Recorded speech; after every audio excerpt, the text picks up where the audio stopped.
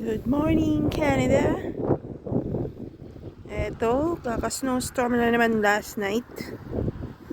And as you can see, wala akong madaanan. So I'm gonna start shoveling again.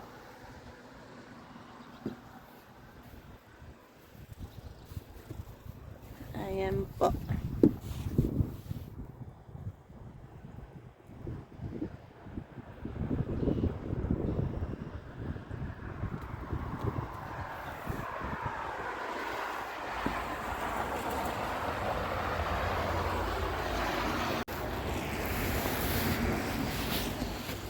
Malalim.